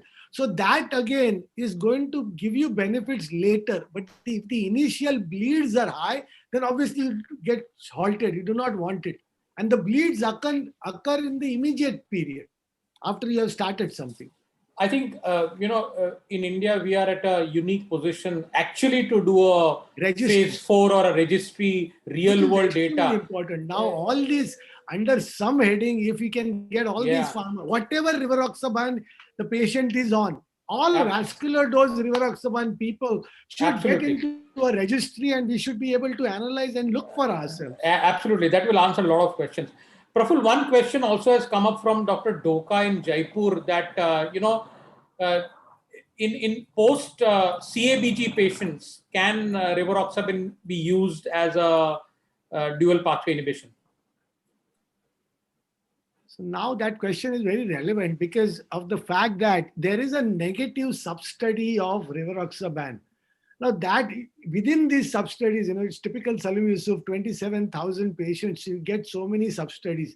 Again, that sub-study itself does not have much power to really talk much. But yes, that sub-study was done specifically to look at graft failures, okay, post CABG. And the recruitment happened between 4 to 14 days. I think it was about 1,000 odd patients or 1,500 patients. And what they looked at was graft failure in the two arms. Okay, the same surgeons operating at the same centers, randomized trial comparison, and it did not help in terms of graft failures, which there were similar graft failures. So it did not show any superiority in terms of doing it. Now, each surgeon has his own way of going about it. You obviously get onto a dual antiplatelet immediately post-surgery as far as possible. But interestingly, the same MACE event prevention rates, because there were otherwise a 20% odd patients who are post-CABG for the usual COMPASS criteria. And in them, the MACE prevention was similar. So if you get a similar patient that I talked about, instead of the previous MI, say 4 years ago, he's had a previous CABG for multivessel disease. He's a candidate again for rivaroxaban. But if you are as a surgeon, just like a surgeon might want to use it post-amputation or post-intervention, if a peripheral interventionist wants to use it, and how he has shown better patency rates and prevented the MALE events, as they call them, major adverse limb events. So like the kind of vascular events it prevented in the limbs, it did not do so in that small sub-study for graft failure, and graft patency rates were not any different. That's about all. So you are justified in giving it to post-CABG if you are giving it otherwise to a chronic CAD. Surely yes, but not for graft failures. Not to post-surgery, give it to a patient as a cardiologist to the cardiac surgeon. You don't want to tell your surgeon that instead of aspirin clopidogrel now, give him aspirin and rivaroxaban. There's no data to say this way or that way. Okay, Aditya, so there's a simple question by Dr. Bahrani. What is the cutoff GFR for use of rivaroxaban? And, I'm going to extend this question a bit. Now, we know that in Rocket AF, GFR creatinine clearance more than 30 ml per minute has been used. Having said that, if you look at the approval, it has been approved from 15 ml to 50 ml.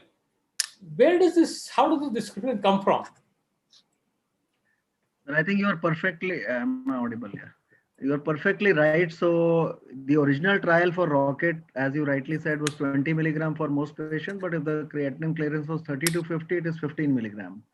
But subsequently, they studied in CKD patients as well. And I think there was some recent trial, which I have not quoted. It was Valkyrie or something for CKD. And they have now extended it for patients who have GFR from 15 to 30 as well. But even the ESC latest 2020 guidelines in their online supplement, it says that 15 milligram, it highlights and says use with caution. And of course, for end-stage renal disease dialysis, it is not to be used. So for So 15 to 30, it is still with caution. correct. So among the NOACs, and in fact, rivaroxaban is the only drug which has been kind of approved to be used between 15 to 30 ml also.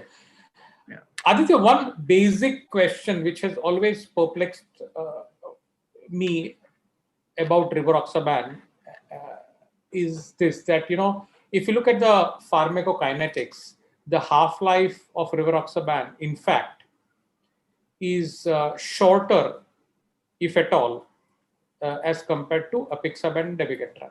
Having said that, when dosing studies were done in the phase 2 trials with rivaroxaban, it was realized that a single-day dose regime worked as well. And if my information is correct, when they were to do the phase 3 trial, the clinicians met, and the sponsoring marketing team met, and they deliberated, and it was said that if both the doses are effective, then a single day dose is likely to be much more attractive in terms of patient adherence and patient compliance. And that is what should be studied in the phase 3 trial. And that's how the phase 3 trial happened. And it showed that once a day regime worked. So despite having a half-life, the proof of the pudding is that once a day dosing worked.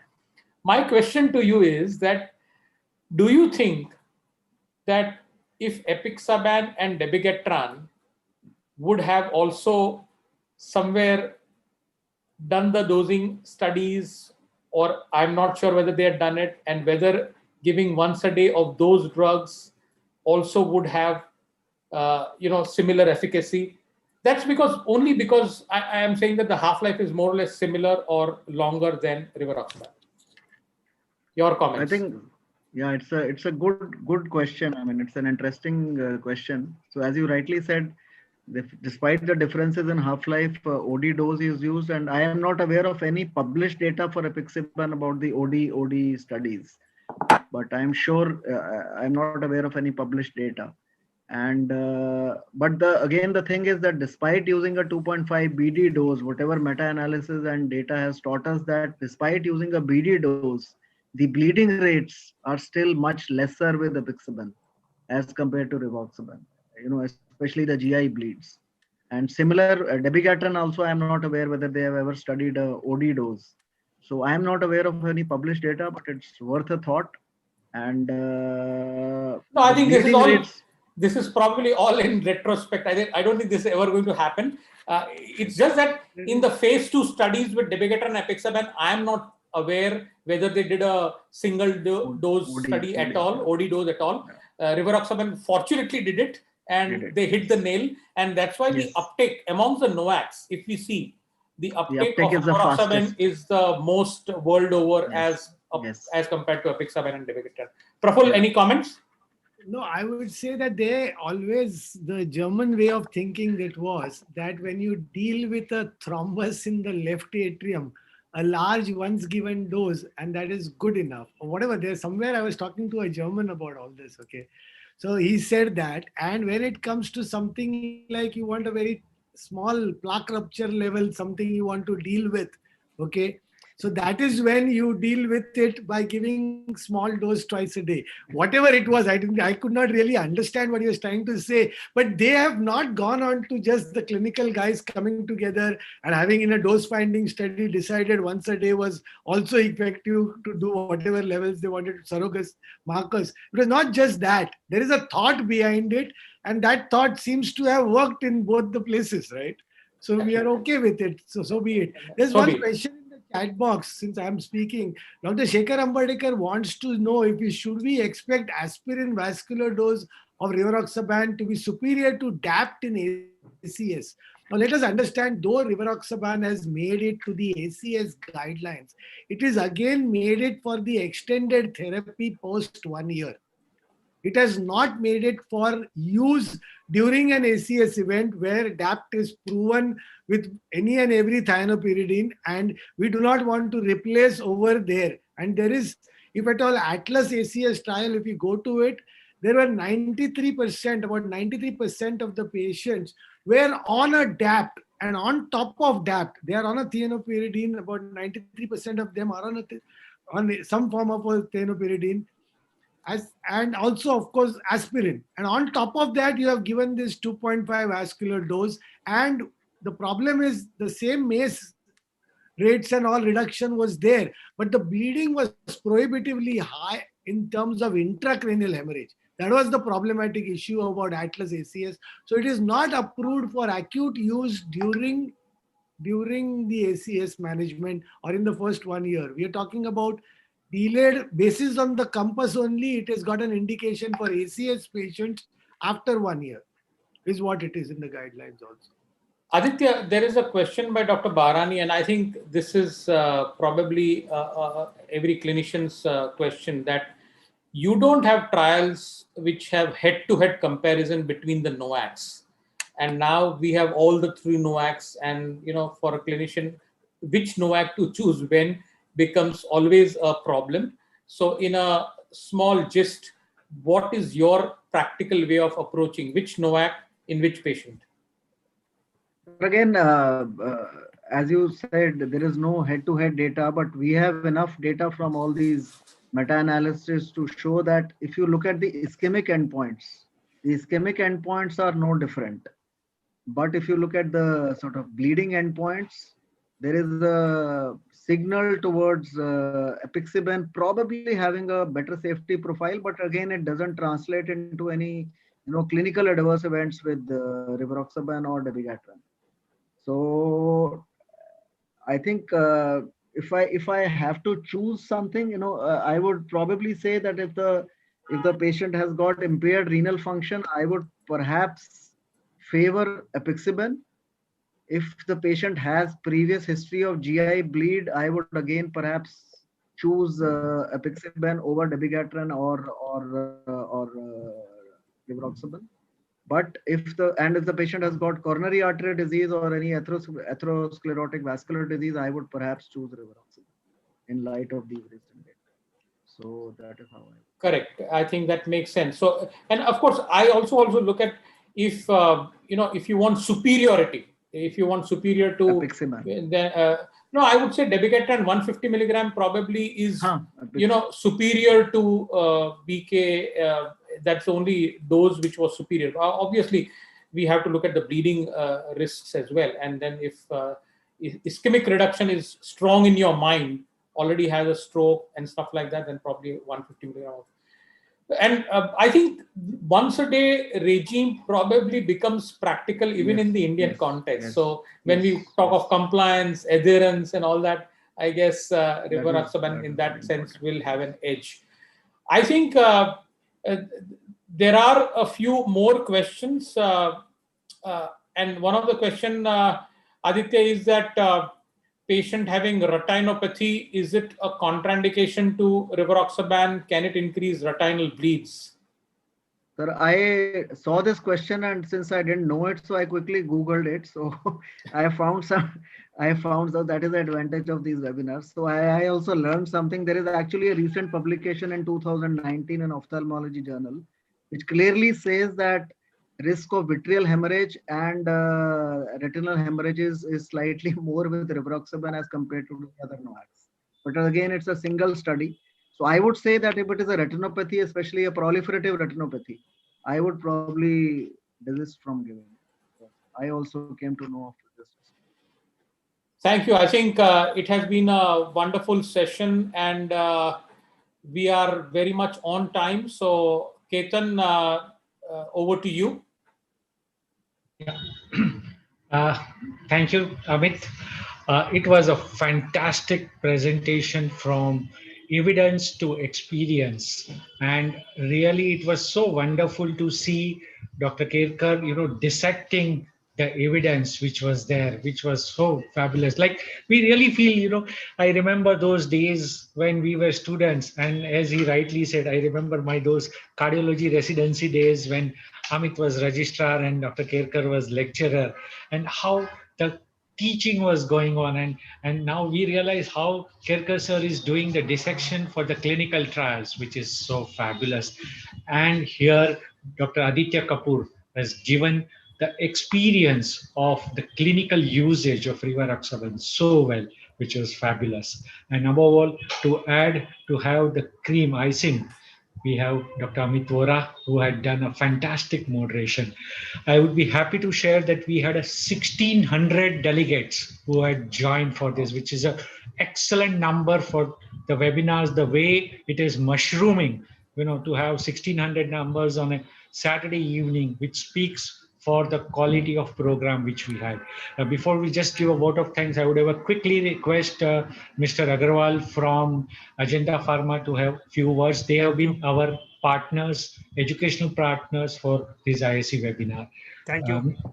Thank you, Doctor. It's really wonderful. On behalf of Ajanta Pharma, I take this opportunity to convey my immense thanks and pleasure to Dr. Amit Vora, Dr. Kerkar, Dr. Aditya Kapoor, and Dr. Mehta. Wonderful. I'm sure this rivaroxaban will find its own place for the Asian patients, especially Indian patients, especially optimizing the residual severe risk reduction in especially those who are suffering from CAD or PAD, as well as even the other cardiovascular risk reduction. I think it's very important that this rivaroxaban should be, take this positive perspective for the benefit of overall Indian patients. I'd also like to thanks to all the audience for patients hearing, and thanks once again to all my eminent doctors and speakers. Thanks a lot, sir. Good night.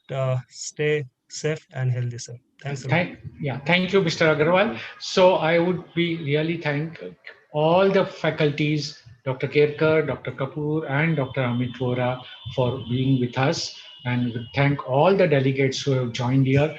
I would also remind them that next Saturday, that is on 13th Feb, we have a very interesting RESPI CVD cross investigation workshop, which has been organized by Indian Society of Electrocardiology. It's on 13th Feb, Saturday evening, where there are going to be 4 modules, and where we are expecting a crowd from consulting physician, chest physician, and cardiology residents. Because what topics which you are going to have in this workshop is ECG in respiratory disorders, X-ray chest in cardiac disorders, pulmonary function test in cardiac disorders, and 2D echo in respiratory disorders. So we have a galaxy of speakers again for this. So I would request all of you to attend these programs. The details would be put on our website, iacindia.org.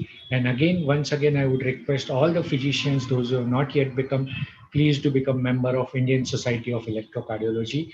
We have an upcoming virtual conference, ICCon 2021, which is held on 19th, 20, 21st February, which is going to be on a virtual platform. Again, the details are there at our website. So thank you all. Stay safe. I hope all of you have taken the first shot of COVID vaccine, be it Covishield or Covaxin. Plus, I'm sure all of you must have taken it. If not, please go ahead and take it. Stay safe. Thank you so much. Good night. Good night. Thank you. Thank you. Thank you. Thank you, Doctor.